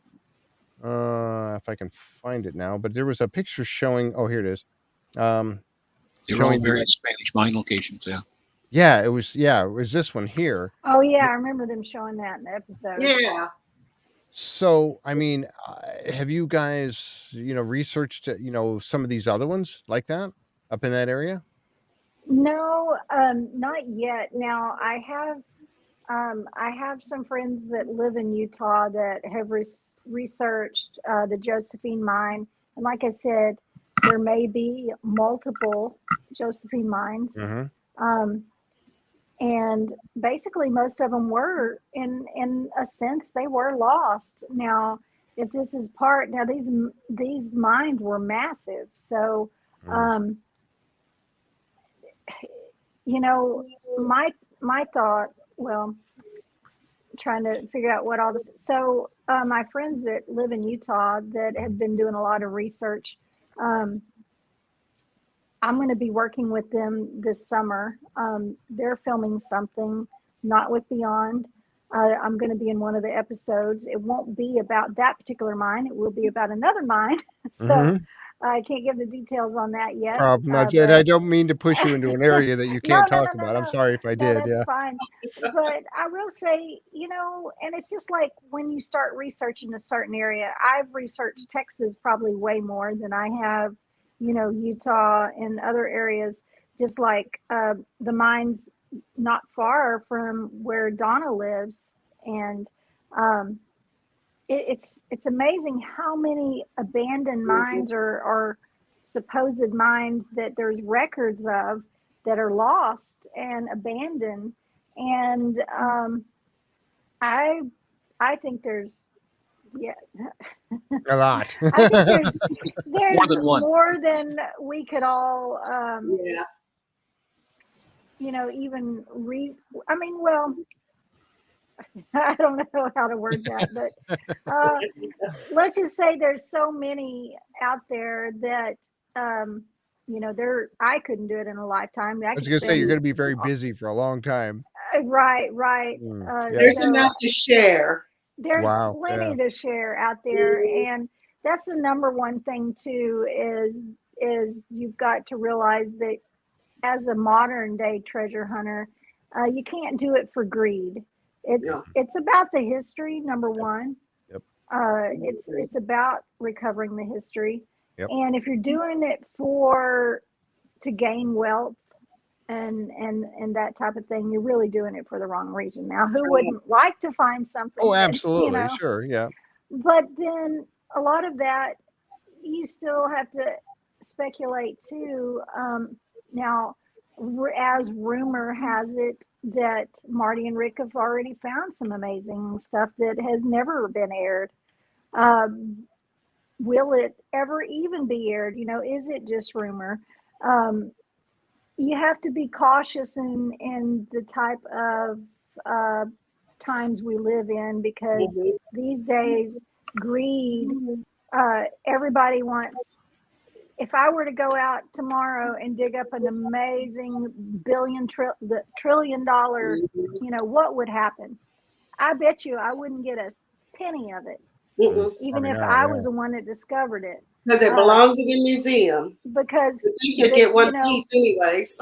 Yeah, so, you know, there would be more lawsuits and people fighting over, you know, just like what happened with, you know, the staying over fleet, there where they the fleet, the fleet in Florida. Was it Odyssey, or it was something? I think that was it. When they sued them, they fought for that. In fact, I saw that the other day. But my finds, if I find that is history, I usually give it up to the college and they display. I've been finding a lot of Indian artifacts. You know, arrowheads and stuff. So I give that to them, because what am I going to do with that? Right. Yeah. So, to have that collection, but yeah. Right. No, not that way. I want people to see it. Yeah. Right. Yeah. And I've got a collection of my own relics. Oh, I got a ton of collection. Right. But then what happens is if you find something of historical value, you know, I've donated to many museums in the past, and that's what makes this so fascinating. And, you know, to me is the history. For me, it's about the history. And there is that lure of finding the gold and all that. But, you know. Yeah, it's like when we go back and we do find piles of Sam Bassett's gold coins. Well, you know, we're going to have to report that.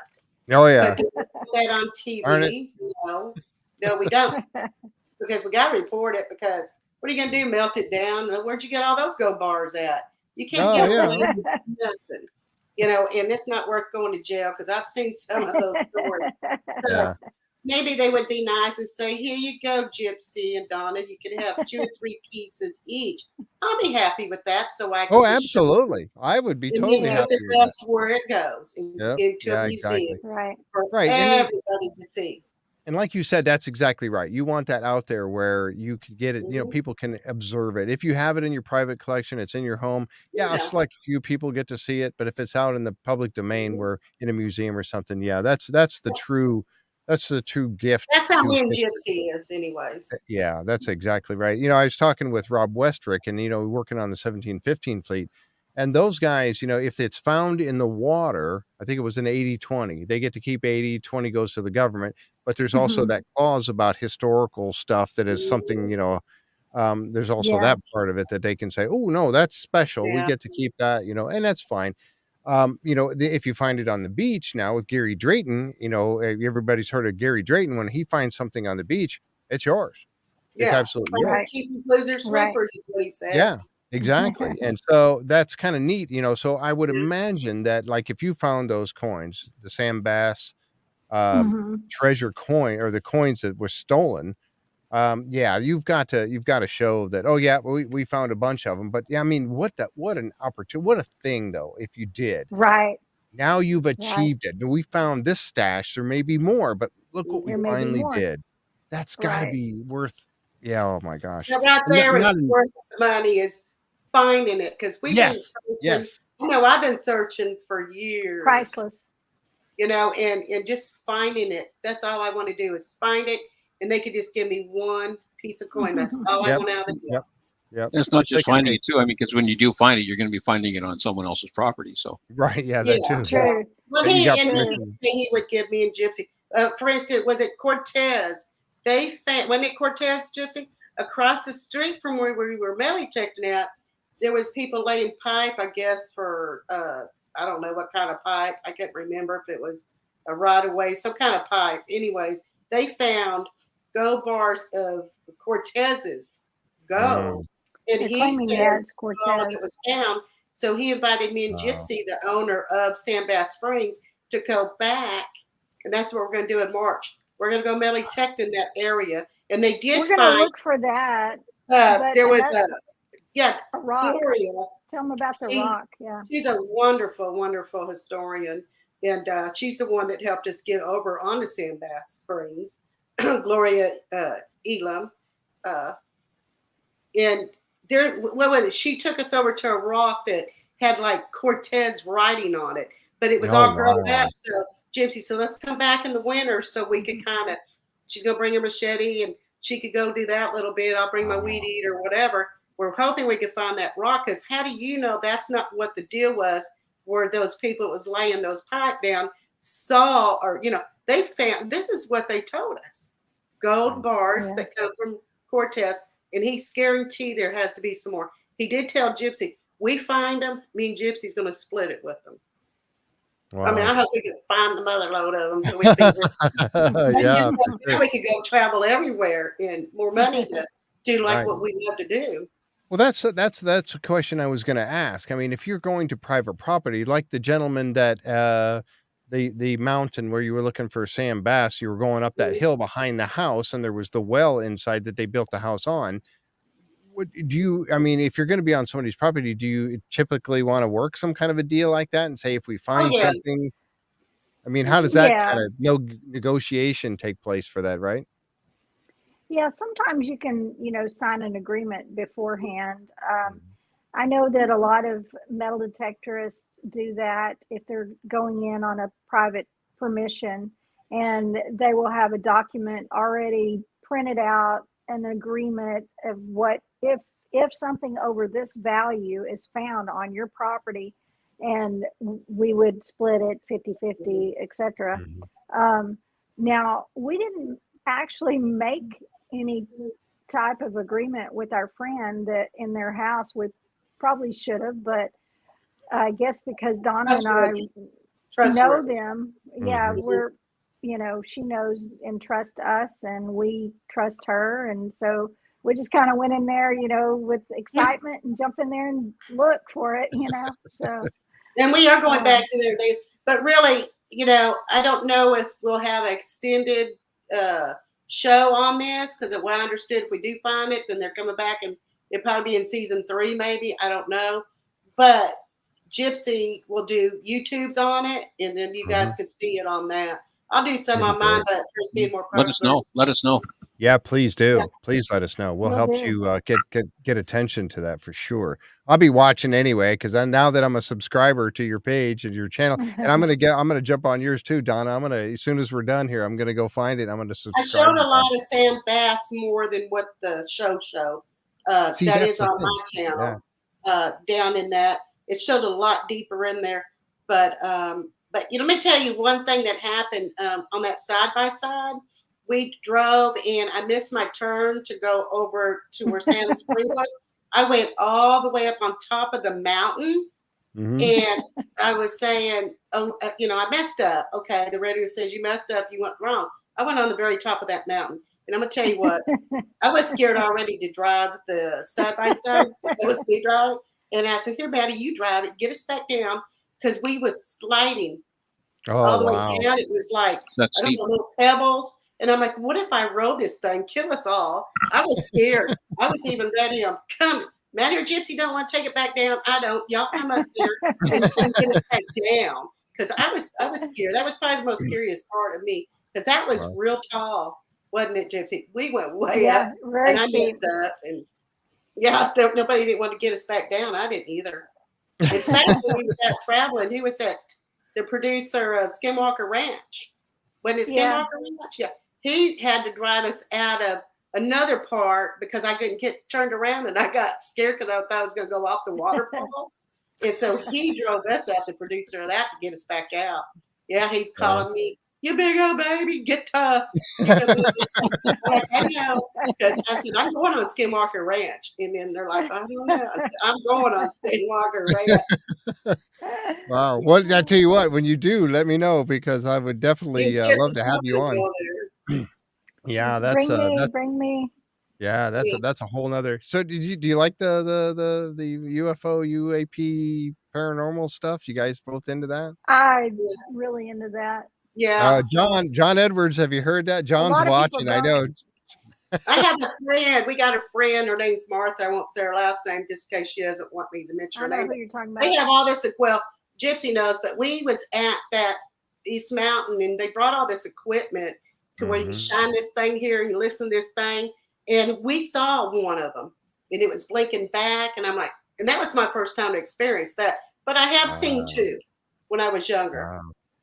Wow. That's cool. And we have them real bad out through here. Stephenville, Brock, in Parker County area. We have them, been sightings of them, and we don't know what it is.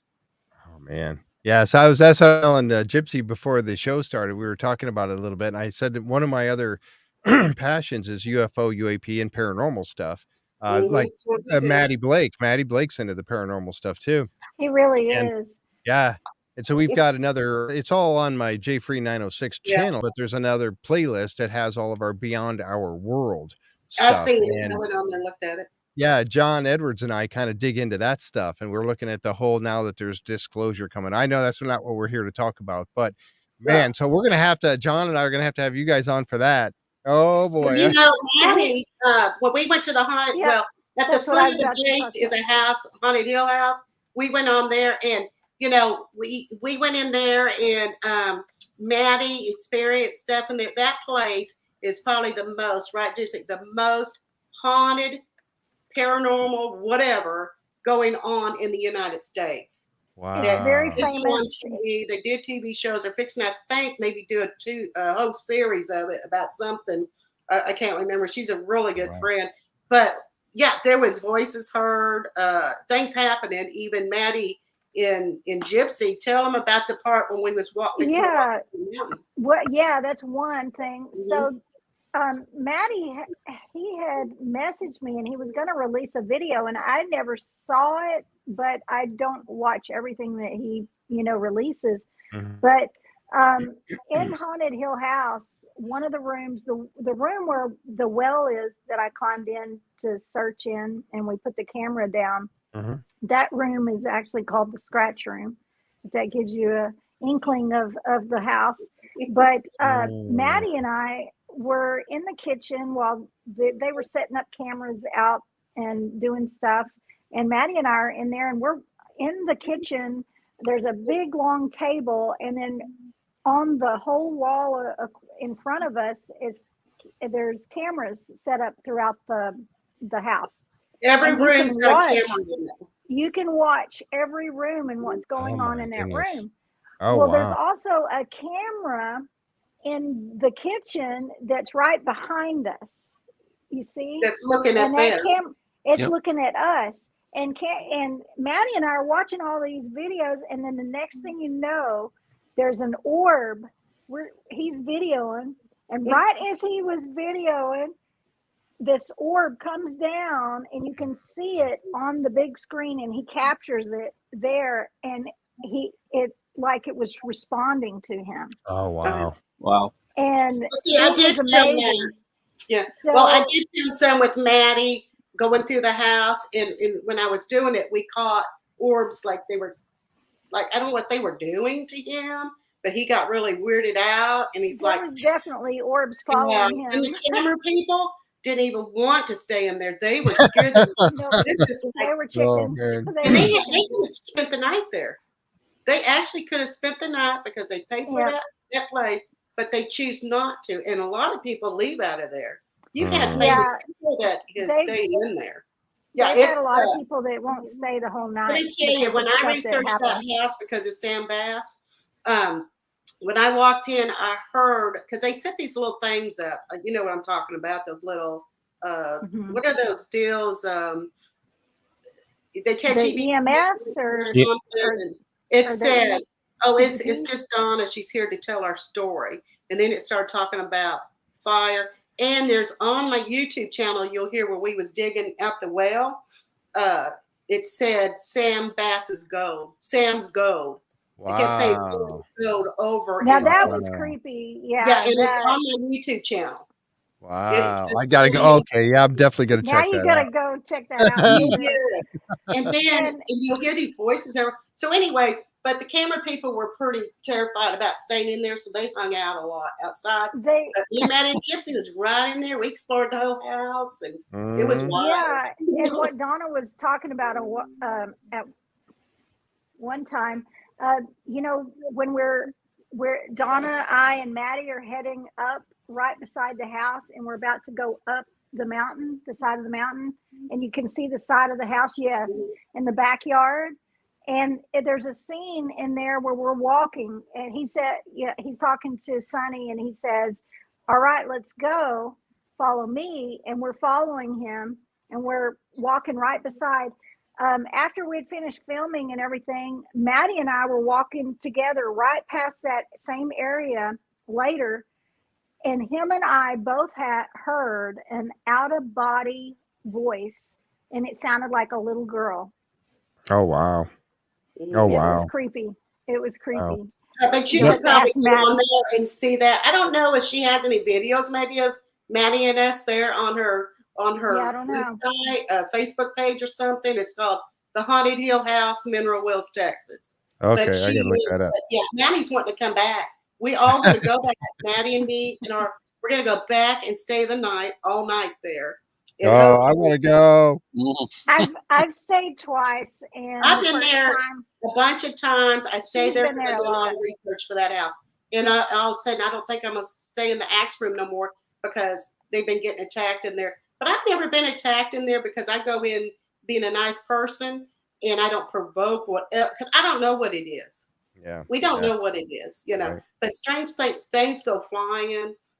They can actually hear with their own ears, people. And they've been on the TV shows. Who was that? Jack Osborne did a show. They've had Death Walker, Nick Roth or whatever that started that one ghost show. He was there. Of course, that's in Discovery Channel in the UK, but it's supposed to come here. But a lot of movie people's done shows there. All of it's, from what I experienced, doors just this is the part that scares me is when a door will start doing this. And I'm like, okay, I want to leave, but the owner will say, and this is during the day. I used to, as soon as it get dark, I was always out of there when I would do research. Finally, I got my guts up to stay the night. And then Michelle Gypsy stayed the night, and we all slept in the same room. Remember? I was scared. I did not plan on spending the night that night, but wow. But we are going to go back, and Matty, he said he wants to go back. That would be fun. Yeah. I think that would be a wonderful episode because Matty's going to be, oh my God. Yeah, Linda just put up, she said Haunted Hill House has a dozen on YouTube videos. If any of you are interested. I'm interested. I'm going to go. You said that was Haunted House, and then what was the other words? It's the Haunted Hill House, Mineral Wells, Texas. Yeah. Yeah, and, so I think that'd be fun. If you're ever interested, in just one for a paranormal episode on here, let us know, because I can tell you about the first time that I stayed there, and then the second time I stayed and Donna was there. It was quite a bit happened. Wow. Insane. Okay. Well, we're going to definitely. Place was pushing up a divider curtain in the kitchen. And we did, and I was a little nervous about that but you could actually see behind that curtain on all the monitors. There was nobody in that hallway. We're watching. You were there with me then. Against the curtain. Let's tell that. Yeah. Let's tell that another time. We'll tell them that. We can tell that story later. Tons of those. Wow. Yeah. That's it. And that's something that's something that Matty and I. Yeah, it's Matty and I talked about that. He said, there's paranormal people that believe in paranormal, and all this kind of stuff. But once you have an experience, you become a paranormal experiencer. Now you have had that, and I had that. I've actually heard somebody whisper, a woman or a young woman whisper in my ear, and there was nobody in the room with me, and actually whispered in my ear, and that just once you have an experience like that, you're in. I mean, it either blows you completely out and you're completely frightened and don't ever want to go there again, or it intrigues you to dig more. You want to know more. That's what my deal was. We don't know what's out there. We don't know. Maybe it's because there is a lot of granite and water under there because of the water, but what we don't know. Maybe it's just some kind of force causing this. I don't know, but we've seen things. We've heard things with our own ears. Even Gypsy has, and even Matty's seen it. The camera people saw something and says, we're not coming back in the house. I don't know what they saw because they wouldn't tell us. But there was a lot of people. There must have been 12 people there between camera and stuff, I guess. Yeah, I think that you guys ought to come. I mean, there's enough room to have a lot of people to stay the night. I'm in. I'm totally in. I'll definitely do it because I've got, Remember, y'all could go metal detect. Yes. Yes. Go right up the hill. That's what we're doing is metal detecting. Oh man, all of it. That's because it gets late. We don't want to have to drive back in, to my place because it's not that far over there, 30 miles by the crow fly, but we just stay the night. Wow. I'm in. Totally in. Count me in. I tell you, okay. Tom, we'll have to fly you in. Yeah, I'll fly you. Yeah. Heartbeat. I've been on a lot of paranormal investigations over the years. And I got a stack of most of my videotapes. I've got a stack of tapes downstairs. I've got all my digital recordings on computer. There's a lot of stuff, but in a case full of it. But it's one of those things where, it's again, one of those things that intrigues you. Like I said, it either scares you out, you don't want nothing to do with it, or it intrigues you because you want to know more. And that goes along with all this stuff, the treasure hunting and all that. You want to know more.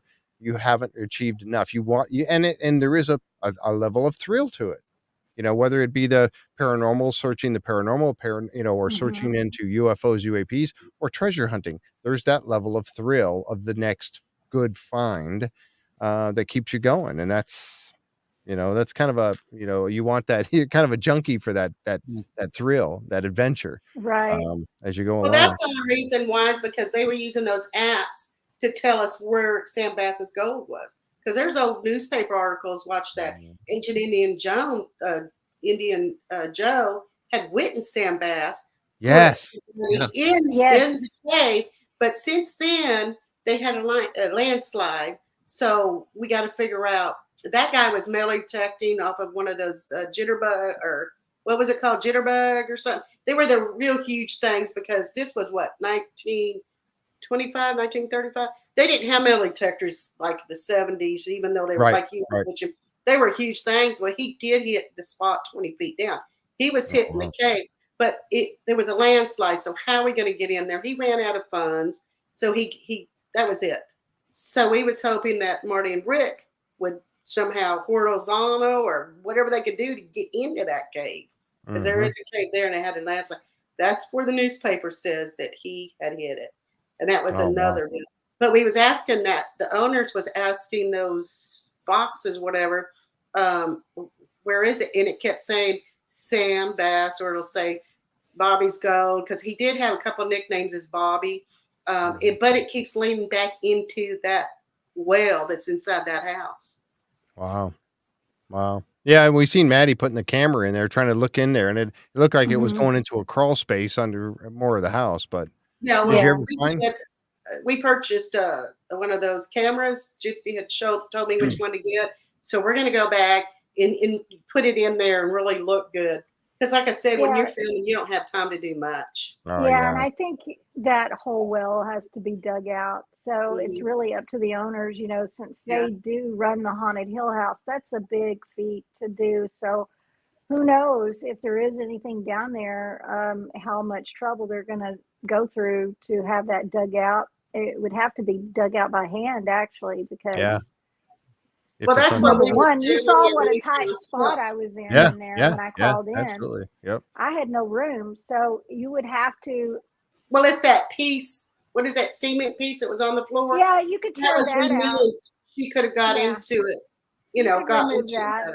Yeah. That's actually where it looked like a fireplace or something, but that's actually where the well. Well, the fireplace was built over the well. Built over the well. Okay. Yeah.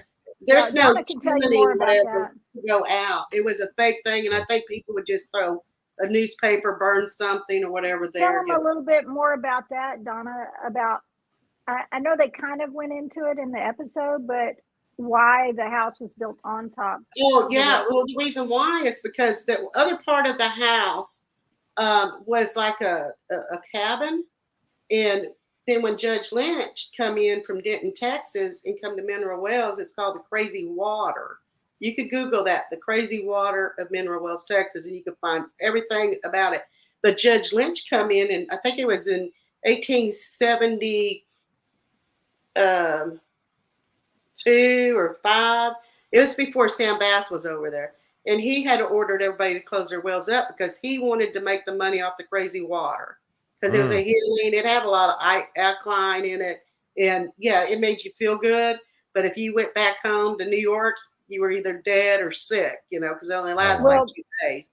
But that's what they were doing with it. But they ordered everybody to cover their wells up. But they didn't. A lot of people built a room over, added onto their house and kept drinking the water. But then later is when they put a fireplace right there, which I don't know why. Maybe later they were going to pipe in to add up through the, because you can see a little bit of burn spots there. But that never was a fireplace. I think they had a little piece that like those rocks built there, and they were burning papers. Because there was a lot of weird stuff that happened in that house. Because that house was started 1860, and then they started adding on, and then in 1880, I think is when it was finished. But they even found other fireplaces in there, and it was bootleg. It was a fireplace. They pulled the fireplace out, and then it had a tunnel that went up in the middle part where there was no other way to get in there. They actually found liquor in these old 40 bottles from the Baker Hotel. They were bootlegged. And there's a tunnel behind that house that we're on the trail on that too. Really? We almost found it. There's a tunnel just probably 10 feet from that back door. We was walking right over it when we was going up the mountain. We think we know where it's at because we was taking these long things, stabbing into the ground. We dug, we found cement and brick that kind of does this a little bit. So we are going to go in there. I told her that would make a wonderful episode for all that. Oh, absolutely. Oh, my God. That tunnel would really make a major. A lot of bad stuff happened there. There was 100 owners to that house, 100 deeds to that house. Wow. Really? I didn't know that. Wow. I did a lot of research on it. I just want to follow you guys around with a camera. I just want to follow you around with a camera. Oh, my gosh. Wow. Well, you can go on there and see all the stuff on her. You need to look at that. You'll be amazed. But yeah, Matty was really interested. He's like, I'm coming back. We all need to go. It would be a good episode on your show, Jeff. Yes, it would. Most definitely. Oh my goodness. Wow. So as we start to wrap up here, you guys have kind of both, talked a little bit about what's next on the horizon. Is there, and I know we got to be very careful because there's certain things you cannot talk about, but just if is there anything you can kind of share to say for either one of you, like what's I'm assuming I don't know if you have a day job or you get to do this all the time. I have a day job. Huh? I don't work. So you get to do research all the time. That's awesome. So what's for Donna? What's next on the horizon? What's your big plan going forward for treasure hunting? Okay, well, I want to finish the sand bass stuff. And if we go on and we can't find it because there's 3 more leads, we're gonna go and we're gonna dig. Me and Gypsy is, and if that's it, then that's it. My next one was the Curtis Mines of Santa Ana. That's my next deal, because that is going to be amazing. You're talking about tunnels underneath Weatherford, Texas, big chambers, big chamber rooms. And it's supposed to be go from Santa Ana, because you got to remember this was not Texas back then. This was 1840 when this all took place. And so hopefully we could get on that, but we got to get with the right people, because how government is. Make sure we do that. But that's my next deal, is that one. Cool. And how about for Gypsy? For me, I definitely want to help Donna on the Curtis Mines. She sent me a lot of information, and I read up on it actually after we finished the episode together, because it was a possibility we were working on for maybe another episode. And then I ended up being in a 3rd episode that they called me to be in, that they haven't announced when it's coming yet. So we're looking forward to that. So I will say that that one takes place in Texas. I won't give the details on it, but Marty, I got to meet Marty on that one. Awesome. And so that was a really cool. neat treat. And then I'm anxious to see how that episode turns out. And then I've also got loads of treasure stories to work on, just not enough time. This is all I do now full time is my YouTube channel. I also travel for and with Garrett as well. I'll be at a treasure metal detecting event coming up on the 17th in Florida. Gary Drayton will be there with me. Oh, wow. Yeah, I saw that. Is that this month? 17th of this month? That's this month. 17th in a week. This month. Oh, wow. Yeah. So too late for me to make plans. Dang it. I should have called you earlier.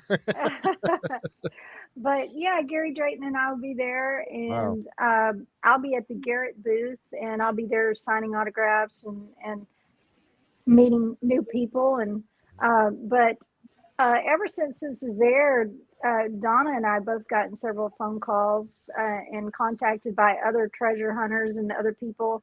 Rick shoot up treasure hunt in Lafayette, Louisiana, wasn't it? Yeah, that's another that'd little be alligator fighting time right there. Yeah. I'll be jumping in the water fighting I'm gonna throw her in there and let the alligators get it. Our alligator, oh my gosh. I don't think your steak boots are going to help you too much with the alligators. alligators. I don't think help so. that. I don't do that to my friend. I love her. So, oh my goodness. Another one that I'm actually starting to work on, and I've actually been contacted by Beyond again, and let's just hope that we can get the permission to go on the property. It has to deal with Blackbeard, so everybody knows Blackbeard, the pirate. Yep. So that's one. So hopefully that'll be coming in season 3. We'll see. Nice. But yeah, I'm really excited. There's a lot of different things going on, and a lot of traveling this summer. Some other TV projects I'm working on, and as well as I'll be doing my regular videos where I may dig a silver coin here or a relic here. Maybe not quite as interesting as searching after these big treasures, but still, though, I don't know. It is. It really is. It's all a blast. Yeah. Wow, Yeah, I was fantastic. just digging the other day, and I found a bunch of buffalo nickels. Really? Oh, wow. See, now that would be awesome. I would love that. I would absolutely love to find something that cool.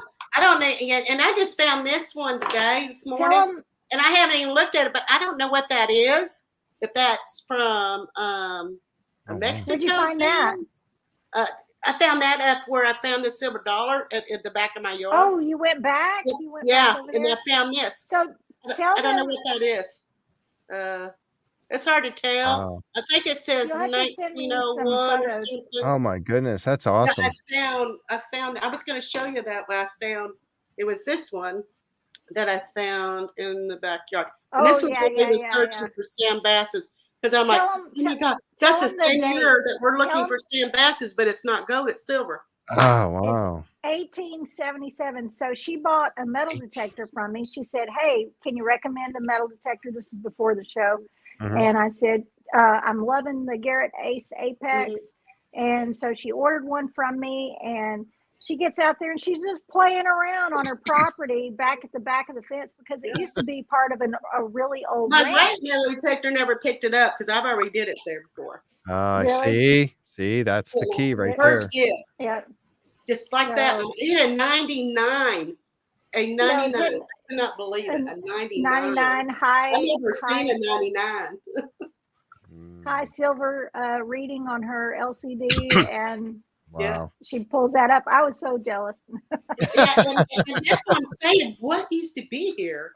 Because I found this, and I found those nickels. The buffalo nickels. Did somebody hide all this stuff? Because there was no in tubs or no cans. This is black dirt where I live, so they're in really good condition. Yeah, there's a little black mark on this one across her face, but I haven't cleaned them. I figured when I get ready to whatever. That's so awesome. Yeah, I'm always finding it. There's something. Me and her rate's going to mail a tech lot behind me. And how do we know? Maybe Sam Bass's coins are behind my house somewhere. Could be. They could have been there the whole time. You didn't even need to go research.